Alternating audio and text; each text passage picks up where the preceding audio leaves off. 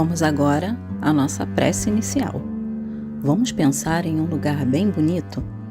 Pode ser em meio à natureza, escutando o canto dos pássaros, ou em uma praia bem bonita, escutando a água bater, a onda bater bem de levinho.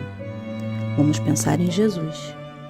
Vamos fechar os nossos olhos e rogar a Ti, Jesus, nosso Mestre querido, que nos abençoe neste momento, em que estamos reunidos em Seu nome para mais um estudo da nossa evangelização.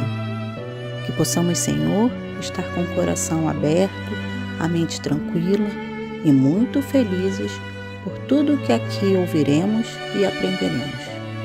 Assim, Mestre, abençoe a todos nós, agora e sempre. Graças a Deus, graças a Jesus. Livre-arbítrio, por Luiz Ru Rivas. Narração, Ana Augusta Menezes. A gatinha Ollie estava brincando de jogo da velha com seu amigo Lupe. Após terminarem, o cachorrinho sugeriu que utilizassem o tempo livre para aprenderem a tocar um instrumento musical.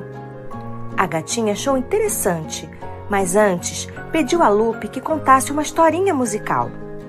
Lupe pensou e disse: "Gostaria de uma história com guitarra, piano ou tambor?" "Flautas", sugeriu a gatinha Ollie. "Flautas mágicas." Lupe aceitou o desafio e começou a contar. Era uma vez... Em uma bela floresta viviam muitos bichinhos. Eles eram bons, mas, após algumas discussões, aos poucos começaram a ficar briguentos, a falar palavrões e a se queixar de tudo. A floresta, que antes era um bom lugar para se morar, já não parecia mais ser agradável aos seus moradores. Os bichinhos não paravam de reclamar, achando que mereciam algo melhor. A cobra vivia dizendo: "Essa floresta é um lixo." O coelho repetia esta frase: "Odeio este lugar." O porco-espinho reclamava: "Eu não presto para nada." "Nossa, que bichinhos feios!" reclamou Ollie. Os pensamentos deles tomaram a forma de uma grande nuvem escura, enfeitiçando todos, contou Lupe.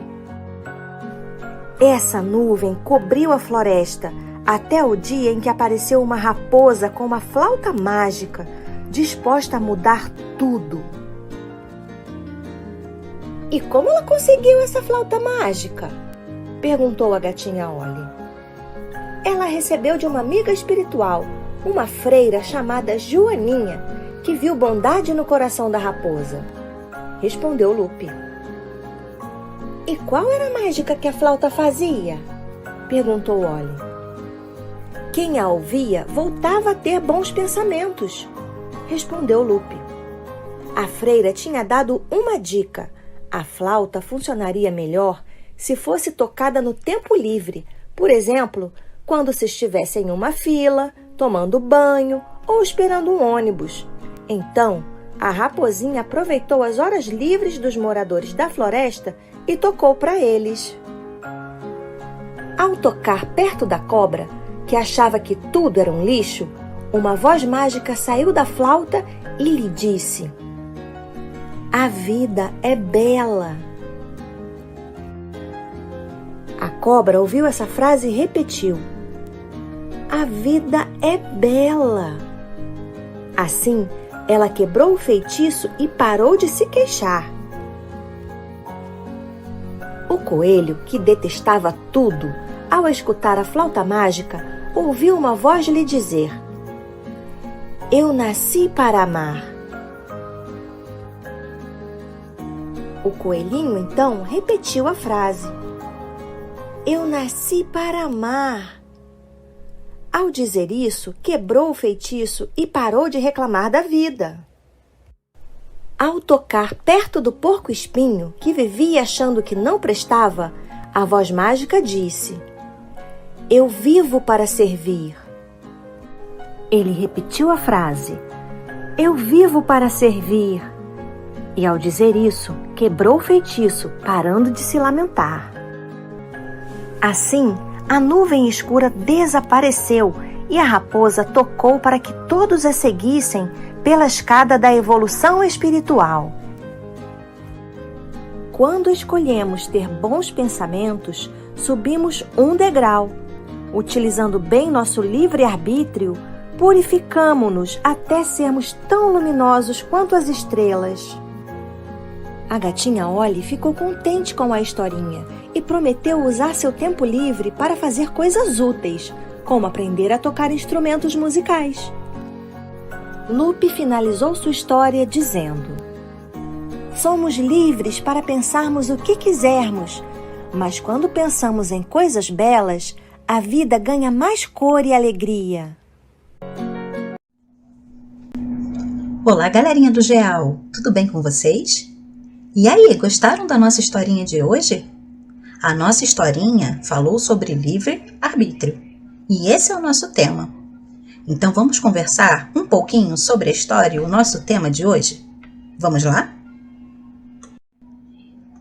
Lupe, o cachorrinho, começa então a contar uma história para sua amiga Ollie, a gatinha. Ele fala que os bichinhos da floresta eram gente boa, eram bonzinhos.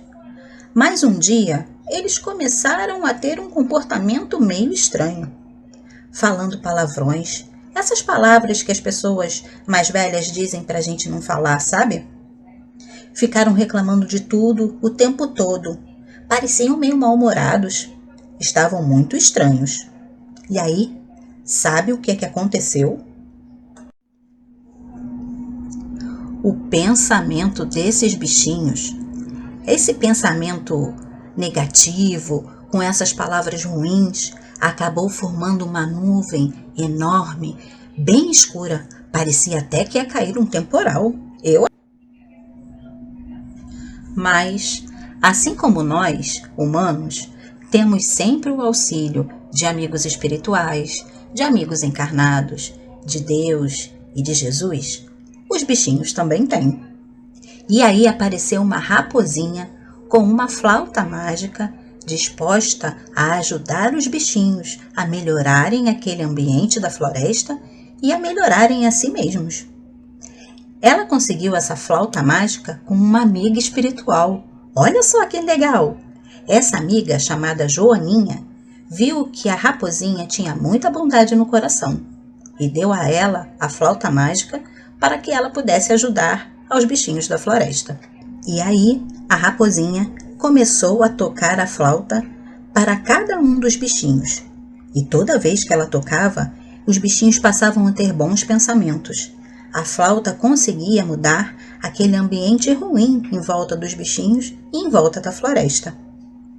E aí o esquilo, quando ouviu o som dessa flauta, ele falou uma frase muito interessante, vocês lembram? Ele disse assim, mais ou menos: o mal que me fazem não me faz mal. Ou seja, quando alguém faz algo ruim para ele, isso não o faz mal, não o atinge. O que faz mal ao esquilo é o mal que ele faz. Ou seja, aquilo de ruim que fazem para nós, muitas das vezes não nos atinge, não nos faz mal. Basta o nosso bom pensamento. Agora, o que nos faz mal é ter atitudes ruins, porque isso nos afastam da bondade. Isso nos faz ser maus também. Interessante, não é? Então, a raposinha, tocando sua flauta, conseguiu fazer aquela nuvem ruim desaparecer e ajudou os bichinhos.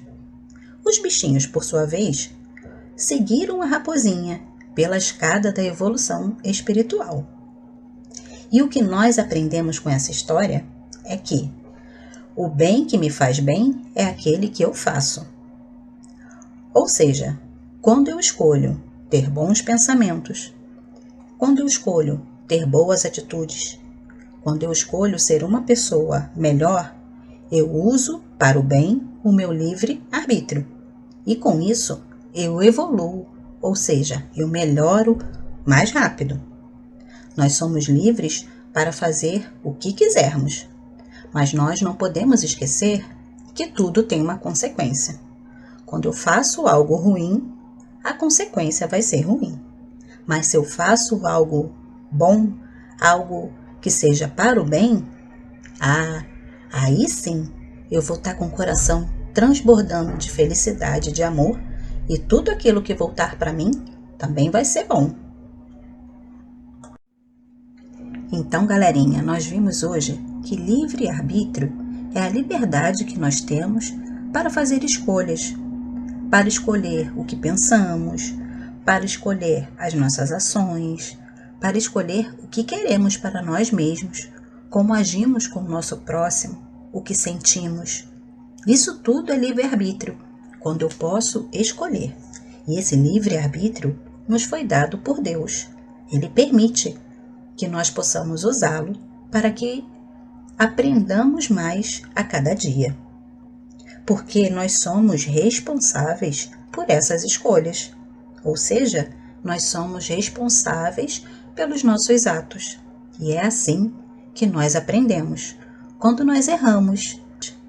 Agora, quando nós escolhemos fazer o bem, quando nós escolhemos sermos pessoas boas para o nosso próximo, para todos aqueles que nós conhecemos, nossos amigos e familiares, por exemplo, essas escolhas nos aproximam de Deus e de Jesus.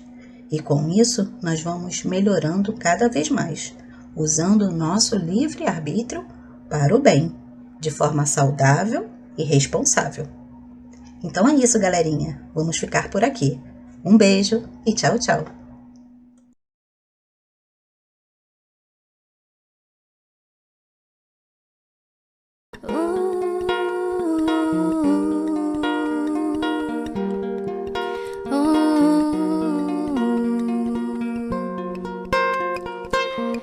Pode vir o inverno traiçoeiro, pode a tempestade desabar, pode ser até que eu tenha medo, mas a fé vai sustentar meu caminhar. Toda vez que a dúvida falar, toda voz que tentar desanimar, não será mais forte do que a vida e a beleza que me faz acreditar. Deixa o peso e a mágoa para trás, veja a estrada aflorada, siga em paz, tenha fé na jornada.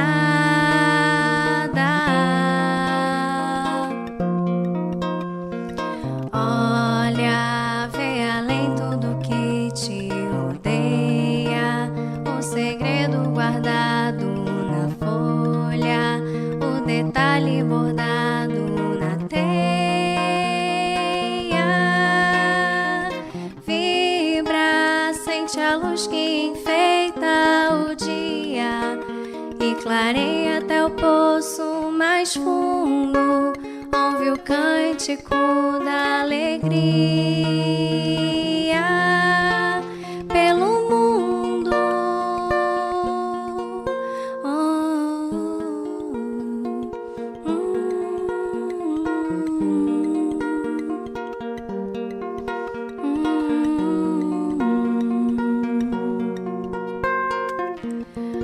Pode vir o inverno traiçoeiro, pode a tempestade desabar, pode ser até que eu tenha medo, mas a fé vai sustentar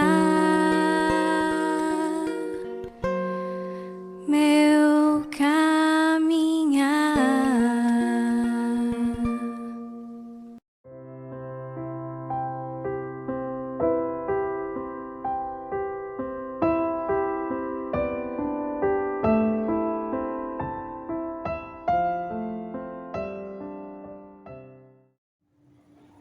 Boa noite, eu sou Fátima Queiroz e estou aqui para dar as boas-vindas para a reunião pública virtual do Centro Espírita Miguel.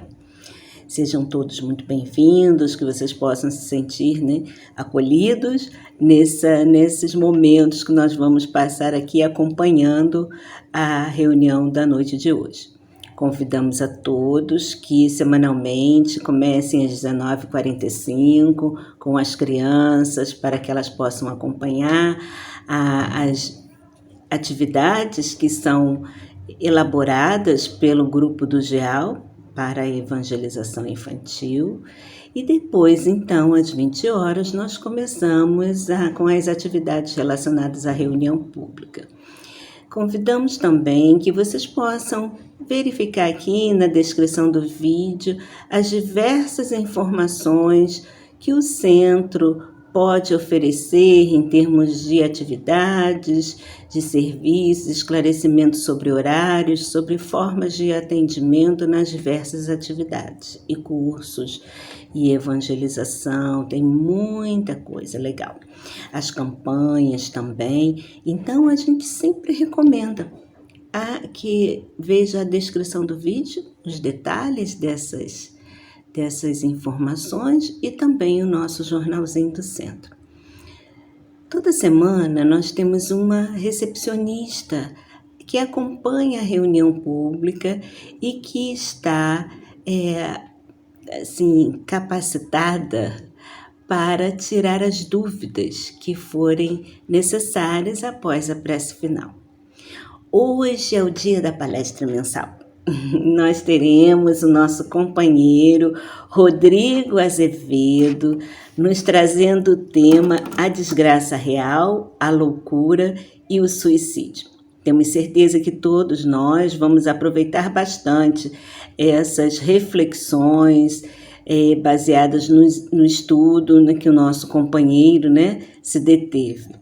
Então, que Jesus possa estar abençoando o Rodrigo e todas as pessoas, famílias que se encontram aqui reunidos e que essas vibrações possam irradiar para toda a nossa cidade, para quem necessitar.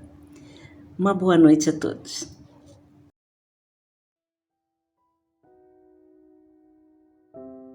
Do livro Respostas da Vida, ditado pelo espírito André Luiz, psicografia de Francisco Cândido Xavier. Este dia é o seu melhor tempo, o instante de agora. Se você guarda inclinação para a tristeza, este é o ensejo de meditar na alegria da vida e de aceitar-lhe a mensagem de renovação permanente.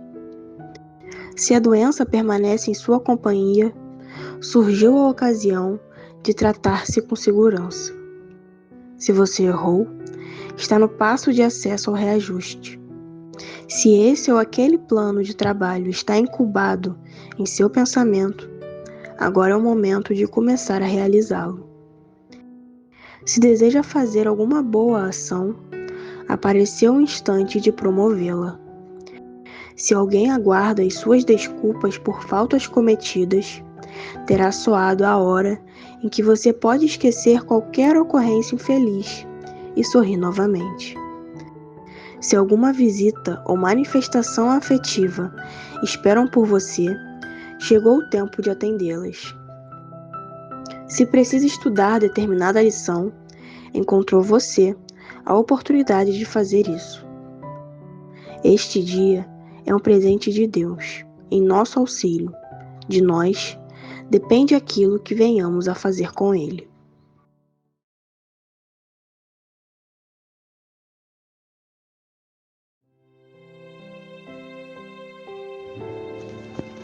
Mestre Jesus, queridos amigos espirituais, elevamos o nosso pensamento a essa espiritualidade amiga para pedir um amparo para todos nós que estamos aqui reunidos em nome de Jesus, para aprendermos um pouco mais, para refletirmos sobre os ensinamentos espíritas cristãos que possam nos auxiliar a trilhar um caminho reto, um caminho digno, de acordo com a proposta de Jesus. Obrigada, Senhor, pela oportunidade de estarmos aqui. Apesar da possibilidade de estarmos vivenciando alguma dificuldade, algum problema. Estamos aqui com a nossa saúde mental para acompanhar as reflexões da noite de hoje. Que a tua luz, Senhor, possa envolver ao Rodrigo Azevedo, dedicado companheiro que vai trazer para nós um tema árduo, um tema que nós precisamos estar refletindo sobre ele. Então, que ele possa ter sido envolvido pela espiritualidade amiga desde a elaboração do seu estudo e que nesse momento nós possamos estar absorvendo os ensinamentos para nos tornarmos cada vez pessoas melhores, cristãos mais efetivos. Muito obrigada, Jesus, por tudo que temos recebido. Que a tua luz possa envolver a todos os que sofrem, aos amigos, companheiros e anônimos do Rio Grande do Sul, que eles possam ter perseverança, coragem e esperança e que essas vibrações de amor possam chegar até eles. Graças a Deus.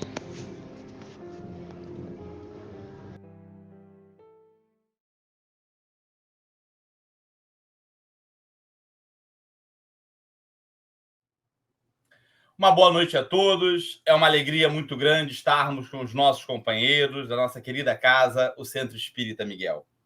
Gostaríamos de agradecer à direção da casa, pois na condição de estagiários da vida, nós temos a absoluta certeza que a obra é do Cristo, mas a oportunidade de trabalho é toda nossa. Então, muito obrigado.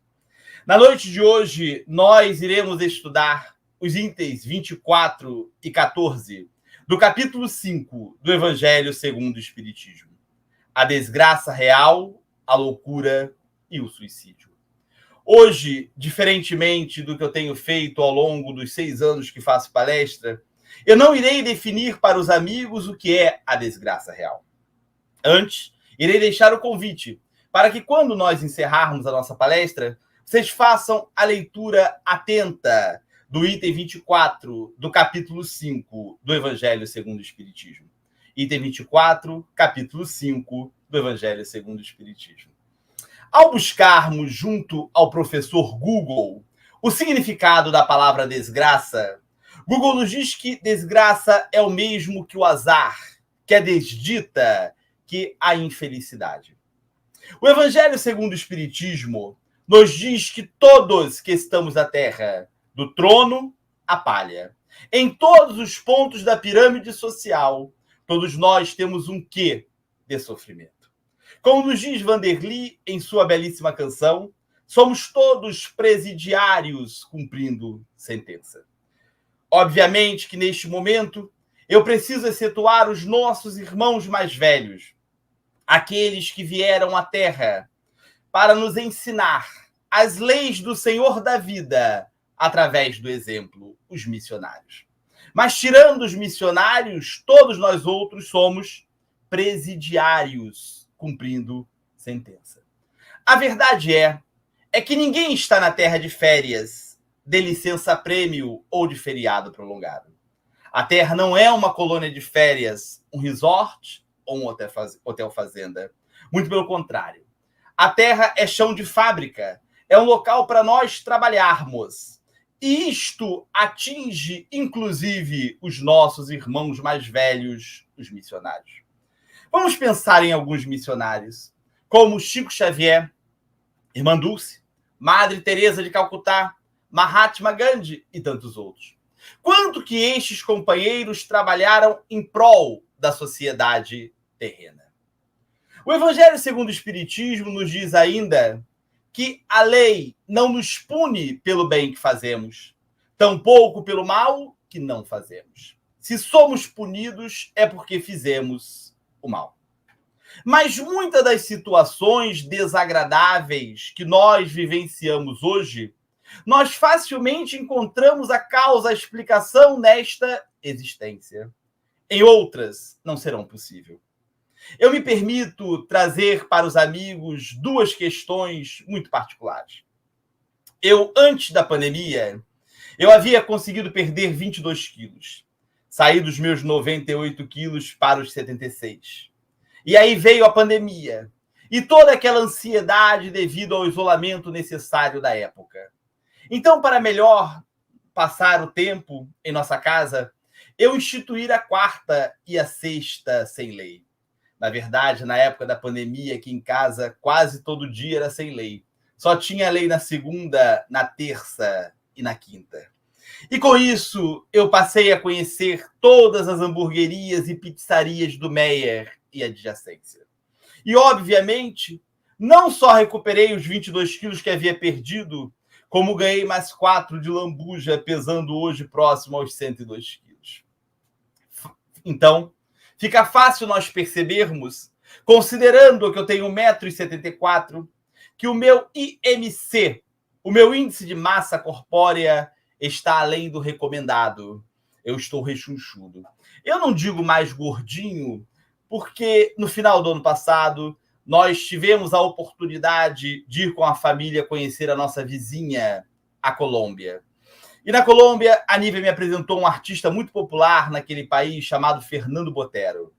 Fernando Botero fazia suas esculturas em metais, obras estas que ficam espalhadas nas praças das cidades da Colômbia. E Botero, ele utilizava como personagem figuras assim como eu, rechonchudas. Então, ao invés de dizer que estou gordinho, agora digo que sou um modelo de Botero. É muito mais elegante, vocês não acham? Mas o fato, para eu ter me tornado mais uma vez o modelo de Botero, é fácil nós encontrarmos a causa, a origem. Foram as quartas e as sextas sem leis. Eu reencarnei com uma doença degenerativa chamada retinose pigmentar. Doença esta que nunca me permitiu enxergar normalmente. Mas eu tinha baixíssima visão. Mas tive a satisfação de conhecer o rosto dos meus pais, do meu irmão, da minha esposa e das minhas filhas. O que sou muito grato a Deus. Porque muitos companheiros que precisam vivenciar a experiência da cegueira não têm esta mesma oportunidade. Mas, como havia dito, a minha doença é degenerativa. E ao longo do tempo eu perdi a pouca visão que tinha. E hoje já não enxergo nem mais a luz do sol, nem a luz da light. E não enxergar esta segunda da light tem me trazido um certo prejuízo na bolsa. Porque as minhas filhas, elas têm a falsa impressão que eu sou sócio da light. Então elas têm o mau hábito de, ao saírem de um ambiente, não desligarem as luzes. E quando eu enxergava um pouquinho, eu via que a luz estava acesa, corria e ia lá e apagava. Agora eu não vejo mais, a luz fica acesa e a conta tem vindo cada vez mais cara. Mas vamos deixar isso para lá. Eu tenho um único irmão a quem amo muito, filho do mesmo pai e da mesma mãe. Portanto, com o mesmo material genético. E o meu irmão, graças a Deus, nesta existência, não precisou vivenciar a experiência da cegueira. Mas os especialistas, os médicos, dizem que minha doença é genética e o meu irmão não a possui. Meus pais investigaram os seus parentes mais longínquos e nem no lado da família de meu pai, como no lado da família de minha mãe, não foi encontrado um único deficiente visual. Então, de uma doença que é genética, eu sou o primeiro cego da família. O que fica fácil nós percebermos que muito provavelmente a causa para a minha cegueira não está nessa existência, mas sim numa anterior. O pai de uns amigos meus desencarnou muito jovem, aos 40 e poucos anos de idade, acometido de uma doença do fígado que é muito comum em pessoas que fazem uso abusivo de bebidas alcoólicas. Mas esse companheiro bebia muito pouco. Às vezes, numa festa, tomava um copo de cerveja, no máximo 2. E nem por isso deixou de ter esta doença hepática que o tirou desta existência com menos de 50 anos de idade. No livro Memórias de um Suicida, Camilo e Jerônimo suicidaram-se com um disparo de arma de fogo no ouvido. Mário enforcara-se. João envenenara-se. Belarmino cortara os próprios punhos. Todos buscaram o suicídio como um ato de rebeldia aos desígnios do Senhor da vida.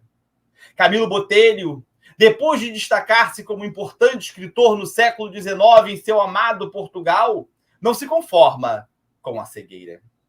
Jerônimo, depois de figurar como importante comerciante de vinhos, não aceita a falência e ser considerado pela família, mulher e filhos, a quem acostumara com luxos excessivos, de ser o responsável por aquele insucesso econômico.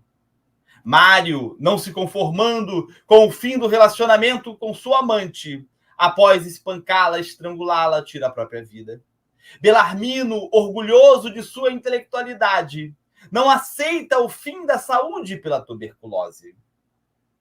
Após serem resgatados pela legião dos servos de Maria, depois de muito sofrerem no Vale dos Suicidas, os 5 companheiros de infortúnio passaram por um longo tratamento da colônia espiritual dedicada aos suicidas. Um dia, quando Camilo Botelho submetia-se a uma terapia que tinha por objetivo conhecer encarnações anteriores com o auxílio do benfeitor Epaminondas de Vigo, Camilo se viu no ano 33 da era cristã. Era uma manhã ensolarada na cidade de Jerusalém. Era o fatídico dia do Calvário do emissário do Senhor da vida. Camilo encontrava-se possuído de uma alegria satânica, regozijava-se com os acontecimentos, dirigiu-se até o pretório e ovacionou a figura de Barrabás naquela hora decisiva para a sociedade terrena. Avançando um pouco mais no tempo, Camilo se viu renascendo nos primeiros anos do século XVII nas proximidades de Toledo. Reencarnou em uma família de nobres decadentes, tendo trabalhado pesadamente no campo na infância e na juventude. Camilo só aprendeu a ler quando adulto com o pároco da cidade. Camilo guardava um desejo íntimo de casar-se com sua prima, Maria Magda. Mas Maria Magda apaixonou-se por um jovem militar madrilenho adepto da reforma protestante chamado Jacinto. E Maria Magda resolve consorciar-se com Jacinto, casar-se com Jacinto, mudando-se da aldeia onde morava primeiro para Madrid e posteriormente para o exterior. Camilo não recebe bem a decisão de Maria Magda e jura vingar-se da prima e do esposo. Então Camilo retoma uma antiga ideia de se tornar sacerdote, não por vocação religiosa, mas para ascender socialmente. E Camilo filia-se à companhia de Jesus, sendo uma figura ativa na unificação. 15 anos se passaram e Maria Magda, Jacinto e os filhos retornam a Madrid. E Camilo vê renascer em seu peito o ódio que tinha por Jacinto e o amor por Maria Magda. Então Camilo volta a sediar Maria Magda, que o rejeita, pois era uma esposa fiel. Jacinto, ao perceber o que estava acontecendo e sendo alertado pela própria Maria Magda, tenta, junto aos seus superiores de farda, uma nova transferência para o exterior. Mas Camilo descobre as intenções de Jacinto e denuncia Jacinto ao Santo Ofício por ser adepto da reforma protestante. Jacinto é preso e colocado sob a custódia, sob a responsabilidade de Camilo. E Camilo passa a impor ao inimigo privações e torturas indescritíveis. Maria Magda, temendo pela integridade e pela vida de Jacinto, vai buscar o primo. E Camilo diz para ela: tudo bem, eu liberto o teu marido, mas eu exijo em troca uma noite de amor. Maria Magda, não vislumbrando uma outra possibilidade para salvar a vida de Jacinto, aceita.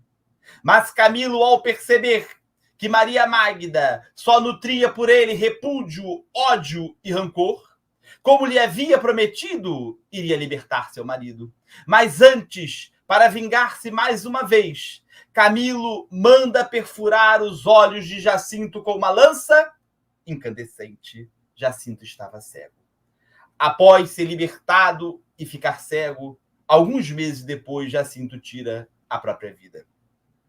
Depois de ter praticado aquele ato nefasto do suicídio no final do século XIX, Camilo Botelho permanece na pátria espiritual por mais de 50 anos, em muito adiando seu retorno à experiência física.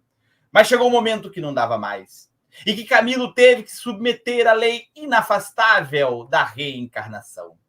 Voltaria à carne, e aos 40 anos de idade, experimentaria mais uma vez a experiência da cegueira. Cegueira esta que iria durar por 20 anos, pois Camilo retornaria à pátria espiritual aos 60 anos de idade. Vejam, Camilo Botelho não encontrou a explicação para a sua cegueira no século XIX. Porque a explicação não estava no século XIX, mas sim no século XVII, quando ele, Camilo, manda perfurar os olhos de Jacinto com uma lança incandescente. E o mesmo ocorre conosco. Muitas vezes nós não encontramos a explicação para uma situação desagradável que nós vivenciamos hoje, porque a explicação não está nessa existência, mas sim numa anterior. Mas, Rodrigo, eu não acho justo. Como é que eu posso estar sendo punido por algo que eu sequer me lembro? Acreditem, o esquecimento do passado evita gravíssimos inconvenientes. Porque a lembrança do passado a uns humilharia singularmente, a outros exaltaria o orgulho, mas em ambos os casos atrapalharia o livre-arbítrio e a marcha evolutiva. Deus tem em sua criação um axioma que nos diz que não há efeito sem causa. Não há consequência sem origem. É o que nós chamamos da lei de causa e efeito, ou lei de ação e reação. E nós bem sabemos, conforme nos diz a questão número 13 do Livro dos Espíritos, que um dos atributos de Deus é que Deus é soberanamente bom e justo. Se Deus é soberanamente bom e justo, todo o efeito, toda a consequência tem uma causa, tem uma origem justa. Lembremos, a lei não nos pune pelo bem que fazemos, tampouco pelo mal que não fazemos. Se somos punidos, é porque fizemos o mal. Eu peço que vocês gravem bem o que eu vou dizer agora. Não há, nas leis do Senhor da vida, a figura da vítima. Nós não somos vítimas de nada nem de ninguém, e sim herdeiros de nós mesmos.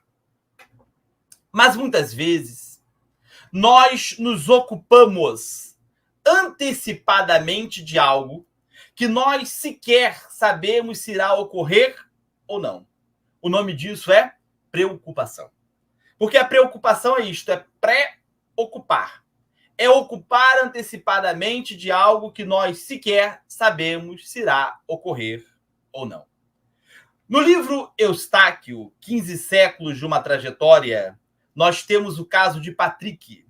Patrick, que era uma das reencarnações de Eustáquio, ao perceber que o Barão Mercon não iria permitir a sua saída da Inglaterra para reencontrar a sua família que ficara em França, Patrick passa a desenvolver uma rede de intriga entre os servos de Mercon. Patrick descobre que a governanta de Mercon, Crismeia, nutria pelo barão uma paixão secreta. Então Patrick convence Crismeia que o barão Mercon iria dispensar os seus serviços por determinação da baronesa, que descobrira o amor secreto que ela tinha pelo seu marido.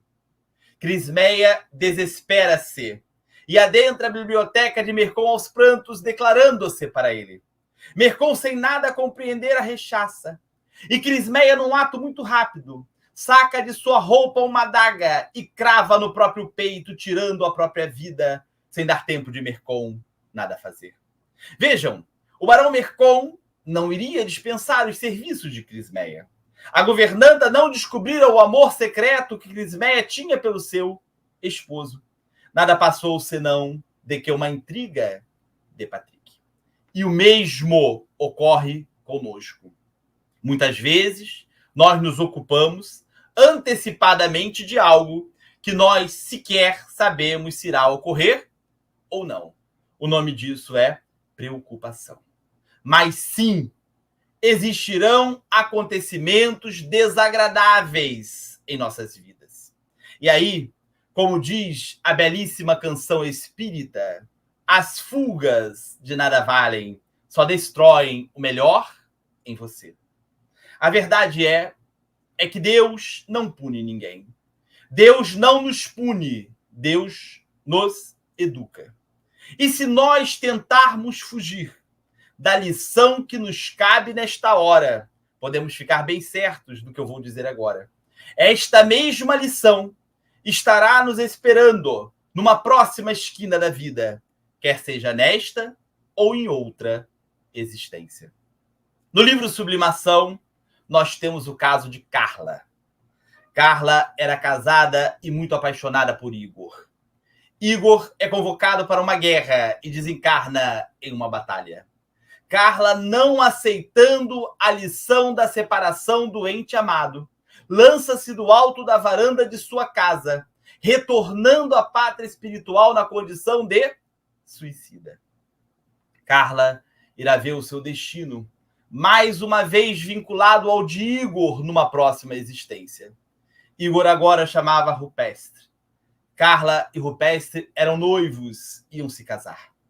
E um dia, quando o jovem casal e suas famílias retornavam da visita da casa onde iam morar, o cavalo em que Carla estava montada se assusta ao ver passar um outro animal pela estrada e dispara. E Carla cai entre as pedras, ficando aleijada. Carla, num ato de extremo amor a Rupestre, abre mão de casar-se com ele. Olha Carla voltando à lição da separação do ente amado. Hoje, Rupestre. Ontem, Igor.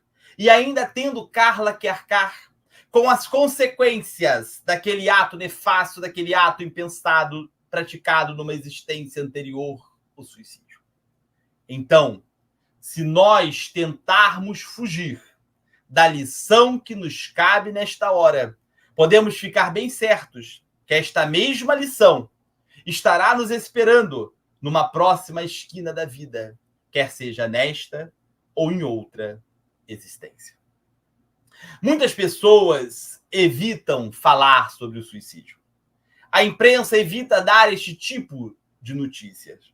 Às vezes, estamos assistindo o Fachel pela manhã e o repórter diz para o Fachel: Fachel, nesta manhã, o trem teve uma intercorrência no bairro de Bangu, no bairro de Madureira. Mas o que o repórter não nos diz é que esta intercorrência foi uma companheira ou um companheiro que lançou-se na frente do trem. E por que a imprensa evita noticiar o suicídio? Porque há estudos de especialistas que dizem que se o suicídio fosse mais noticiado, isto poderia estimular em outrem a mesma prática. Mas a verdade é que, nos dados mais recentes que temos, que são do ano de 2022, somente aqui no Brasil, mais de 16 mil companheiras e companheiros tiraram a própria vida. A doutrina espírita, ao contrário do senso comum, nós não nos furtamos em falar sobre o suicídio. Na noite de hoje, eu já trouxe 3 casos de livros diferentes. O primeiro foi do livro Memórias de um Suicida, que é um clássico nesta temática. O segundo foi do livro Eustáquio, 15 séculos de uma trajetória. E nesta obra nós não temos apenas o suicídio de Crismeia. O próprio Eustáquio, algum tempo depois, também se suicida. E ainda trouxemos o caso de Carla, do livro Sublimação.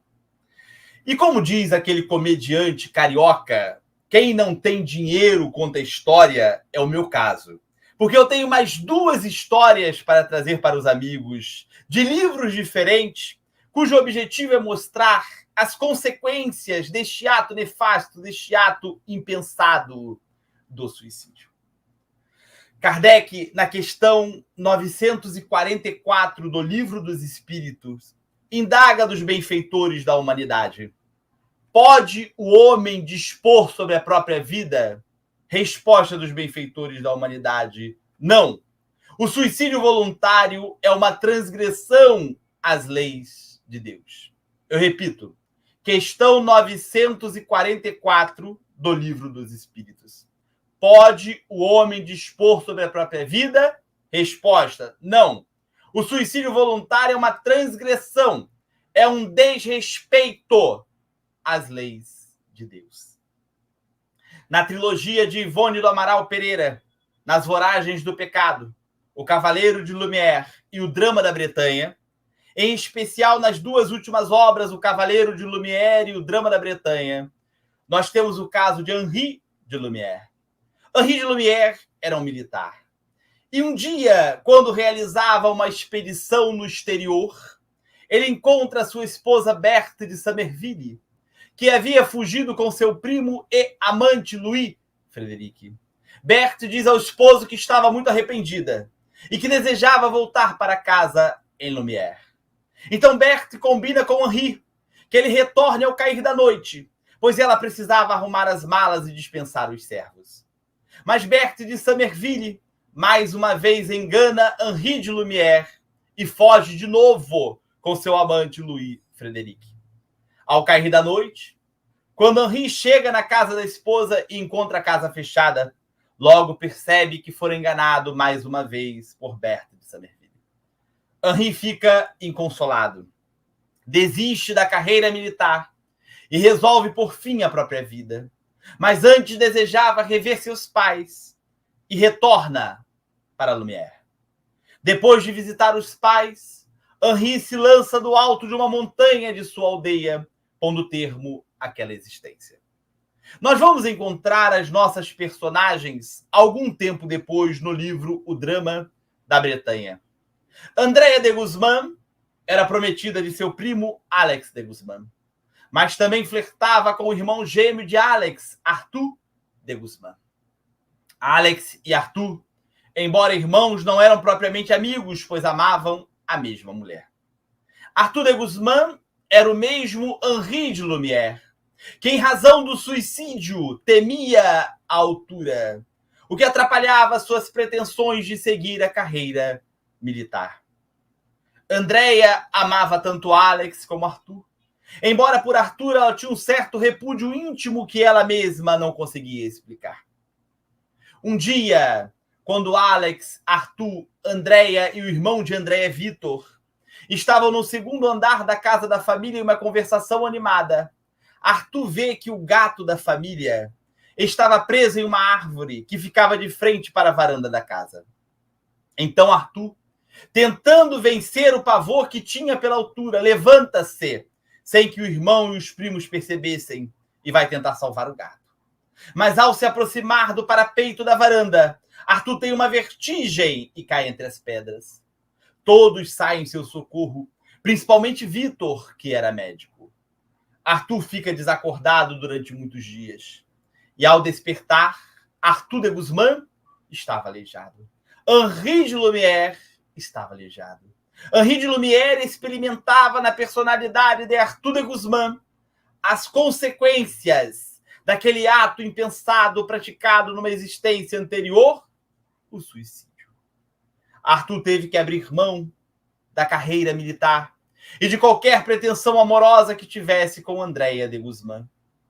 Arthur, então, passou a ser cuidado pela prima e pelo irmão. Andréa de Guzmán, que era a mesma Berthe de Somerville.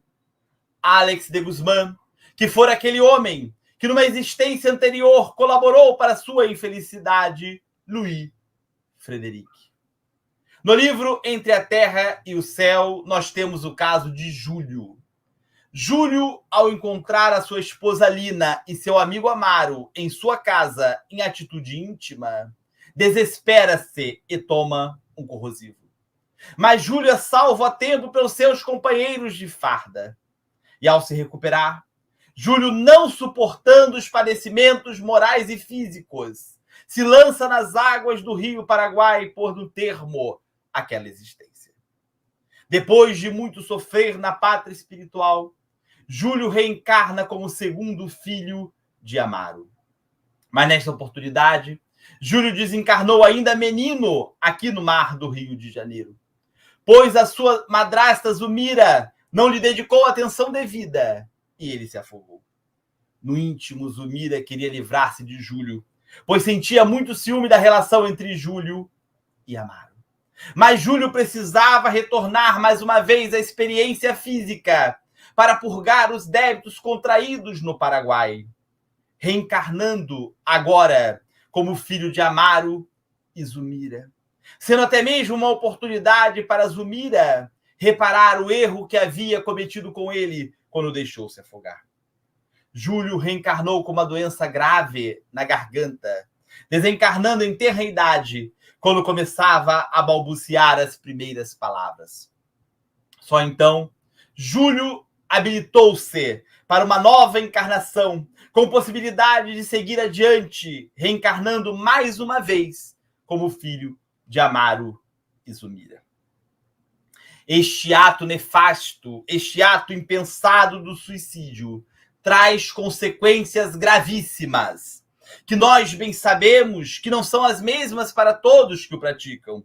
Questão 957 do Livro dos Espíritos. Mas consequências estas, que podem durar por muitos anos, quiçá séculos. Kardec, na questão 943 do Livro dos Espíritos, indaga dos benfeitores da humanidade. Por que nós vemos em alguns indivíduos um desgosto pela vida sem uma razão plausível? Resposta dos benfeitores da humanidade: é efeito da ociosidade e da falta de fé. Eu repito. Questão 943 do Livro dos Espíritos. Por que nós vemos em alguns indivíduos um desgosto pela vida sem uma razão plausível? Resposta: é efeito, é consequência da ociosidade e da falta de fé. Eu acabo de descobrir a profilaxia para o suicídio. Como evitar o suicídio? Mas podem ficar tranquilos, que eu não irei patentear, todos poderão utilizar.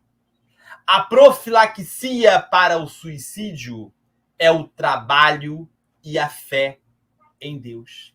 Principalmente o trabalho no bem. Quando Jerônimo Mendonça, o gigante deitado, foi buscar o seu amigo Chico Xavier, pois estava muito chateado por problemas de saúde, Chico disse ao amigo: Jerônimo, quem não trabalha, dá trabalho. Esta é a escolha que nos cabe nesta hora. Ou nós iremos trabalhar no bem, ou nós iremos dar trabalho aos outros. Aí é uma escolha, é de cada um de nós. O carpinteiro de Nazaré, em seu evangelho, nos sinaliza a importância do trabalho. Está lá em João 5,17. Meu pai trabalha até agora e eu trabalho também. Então, neste momento, eu me permito indagar dos amigos o que estamos esperando para nos empregarmos nesta firma, cujo CEO é Jesus, chamada Seara do Bem. E as casas espíritas, como o nosso querido Centro Espírita Miguel, são verdadeiras frentes de trabalho. Quanto trabalho nós temos numa casa espírita, no nosso querido Centro Espírita Miguel? Nós temos o trabalho da recepção, do bazar, do atendimento fraterno. Nós temos o trabalho nos estudos, no passe, na reunião mediúnica. Há casas como o Miguel, que tem um serviço de assistência social. Nós temos o trabalho da coleta de alimentos, da organização das cestas básicas. Há instituições que fazem comida para levar aos nossos irmãos em situação de rua. Eu conheço uma casa espírita aqui na Zona Norte, que antes da pandemia, hoje eu não sei como é que está, mas antes da pandemia, todos os dias, às 18h30 ou às 19 horas, eu não estou bem certo, eles abriam as suas portas para receber os nossos irmãos em situação de rua, com uma janta quentinha, com a possibilidade de tomar um banho, trocar de roupa, pegar um medicamento. as casas espíritas são verdadeiras frentes de trabalho. Como nos disse o poeta popular, veja, não diga que a canção está perdida. Não diga que a vida está perdida. Tenha fé em Deus, tenha fé na vida. Tente outra vez. Que nós possamos tentar quantas vezes sejam necessárias, mas que a palavra desistir nunca seja para nós uma opção. Lembrando-nos que nós não temos de quem nos queixar. Não há, nas leis do Senhor da vida, a figura da vítima. Nós não somos vítimas de nada, nem de ninguém. E sim, herdeiros de nós mesmos. Eu tenho uma grande dificuldade em guardar segredo. Às vezes a pessoa quer me contar um segredo ou fazer uma surpresa para outra pessoa e eu falo, olha, por favor, não me conte porque eu não me aguento. Se eu não consigo nem guardar dinheiro que me faz falta, quanto mais segredo. Então eu não conseguiria encerrar a palestra da noite de hoje sem antes dar aos amigos um spoiler do que é a desgraça real. Mas, de toda forma, o convite está feito para que, quando nós encerrarmos, vocês façam a leitura atenta do item 24 do capítulo 5 do Evangelho segundo o Espiritismo. Nos dizem os benfeitores da humanidade, a desgraça real é a alegria, o prazer, o tumulto, que nos entorpece e que nos cega. E não um acontecimento desagradável, porém temporário, aqui da Terra. Que nós possamos pegar os nossos arados e seguirmos felizes a nossa tarefa, amando, trabalhando, semeando e esperando que dias melhores só dependem de cada um de nós. Muito obrigado pela caridade de terem me ouvido na noite de hoje. Muita luz, muita paz a todos. Eu, mais uma vez, agradeço sinceramente a direção da nossa querida casa, o Centro Espírita Miguel, por mais esta oportunidade. Até breve e muito obrigado.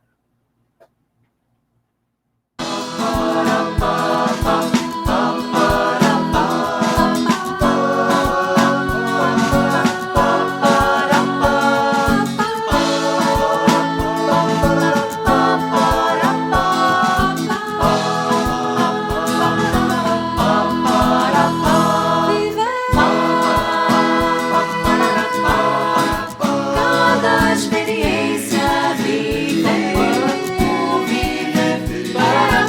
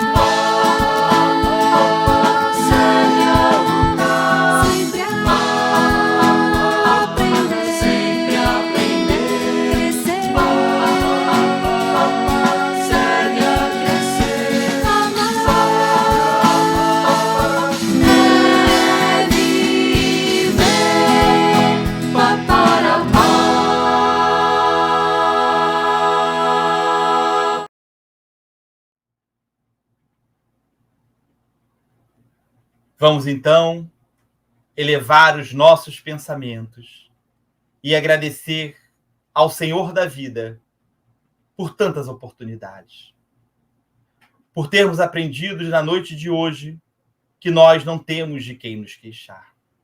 Aliás, se formos queixar de alguém, nós precisaremos nos queixar de nós mesmos, pois somos herdeiros de nós mesmos. Pedimos a espiritualidade amiga do Centro Espírita Miguel. Pedimos a Jesus e principalmente a Deus que nos dê bom ânimo para tentarmos quantas vezes sejam necessárias, mas que a palavra desistir nunca seja para nós uma opção. Agradecemos a oportunidade da noite de hoje. Que assim seja, graças a Deus.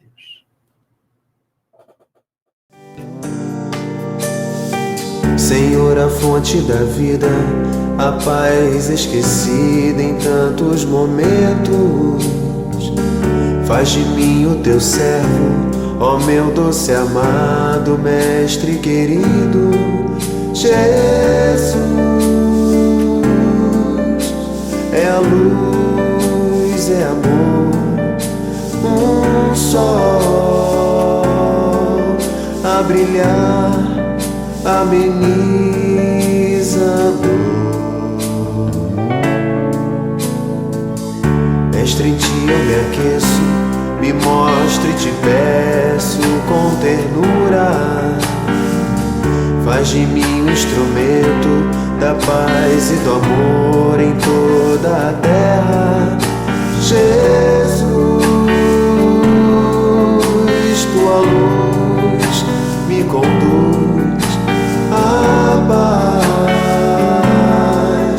e que eu possa ver em ti um exemplo. Ó Mestre do amor, que é todo esplendor